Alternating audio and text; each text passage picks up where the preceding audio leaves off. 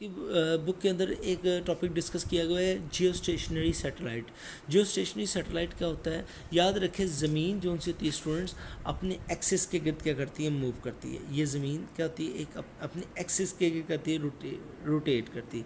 कहते हैं ज़मीन के गिर्द हम एक ऐसा पाथ डिसाइड करते हैं जहाँ पर हमने क्या करना होता है, ऑब्जेक्ट को मूव करवाना होता है, जिसके इर्द गिर्द ऑब्जेक्ट क्या करता है, मूव करता है। मसलन यहाँ पर रखकर हमने एक सैटेलाइट को, ज़ाहिर बात है ज़मीन जब अपने एक्सिस के गिर्द मूव करती है तो ये वाला सैटेलाइट भी ज़मीन के लिहाज से अपने आप को क्या करता है, रोटेट करता है। जब ये दोनों एक दूसरे के लिहाज से सेम रोटेशन को रिपीट करते हैं तो याद रखें सेम रोटेशन के रिपीट करने से ऐसा फील होता है दोनों ऑब्जेक्ट क्या होते हैं, इनर रेस्ट स्टेट है। हालांकि वो इनर रेस्ट स्टेट नहीं होता है, तो लिहाजा एक ऐसे ऑर्बिट को डिसाइड करना जो ज़मीन के लिहाज से क्या होता है, साकिन होता है, या ज़मीन उसके लिहाज से साकिन होती है, that orbit is called geostationary orbit.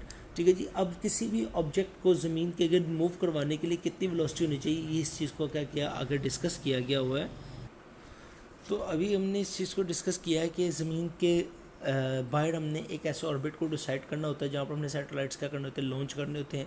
तो किसी भी ऑब्जेक्ट को इन अ सर्कुलर मोशन प्लेस करने के लिए हमें सेंट्रीपिटल फोर्स की जरूरत होती है। सेंट्रीपिटल फोर्स इज इक्वल होती है mv²/r।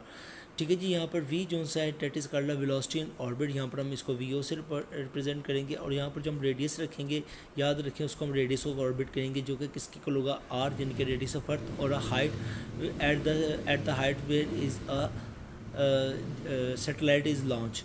तो यहाँ पर एफ सी यानी कि सेंटीमीटर फोर्स किसके इक्वल आ जाएगी, वेट के इक्वल आ जाएगी, तो वो एम जी एच हो जाएगा। ठीक है। यहाँ पर हम फोर्स को पुट करेंगे तो एम जी एच इस वाली इक्वेशन में आ जाएगा, तो मैथ्स में ऐसे कैंसिल हो जाएगा। तो आपका जो आर स्क्वायर है, जो आपका आर की वैल्यू होगी वो ग्रेविटेशनल एक्सेशन के साथ मल्टीप्लाई करेगी, सारी वैल्यू को सॉल्व करेंगे तो velocity in orbital is equal to आ जाएगा अंडर जी एच आर, और यानी कि ऑर्बिट के रेडियस ऑफ ऑर्बिट किसके इक्वल होता है, आर प्लस एच के इक्वल होता है। ठीक है। तो याद रखें यहाँ पर हम आर प्लस एच को क्या करेंगे, पुट करेंगे। आप जितनी मर्ज़ी उसको हाइट पर ले जाएं, याद रखें आपका रेडियस हमेशा टू मच ग्रेटर देन होता है हाइट से। तो हम यहाँ पर आर प्लस एच को ज्यूम कर लेंगे, आर के इक्वल ज्यूम कर लेंगे, और जी की वैल्यू क्या होती है, 10 होती है, और आर की वैल्यू 6.4 होती है। हम यहाँ पर वेलोसिटी पुट करेंगे तो वेलोसिटी इन ऑर्बिट किसके इक्वल आ जाती है, 8 किलोमीटर पर सेकेंड। और अगर आप इसको किलोमीटर पर सेकंड के अंदर किलोमीटर पर आवर में करेंगे तो 29,000 किलोमीटर पर आवर आ जाएगी।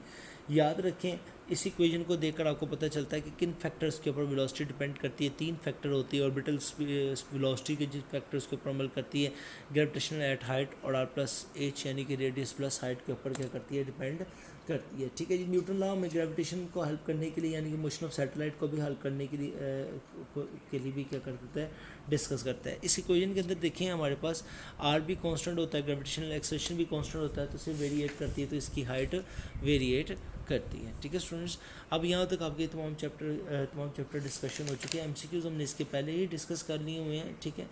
इसके बाद हम क्या कहते हैं, इसको न्यूमेरिकल्स हैं उसको डिस्कस कर लेंगे। और याद रखें इस चैप्टर का न्यूमेरिकल करने के लिए आपने तमाम एक्सपोनेंशियल फॉर्म को पहले डिस्कस किया, सॉल्व किया करना है। ठीक है जी। Thank you students.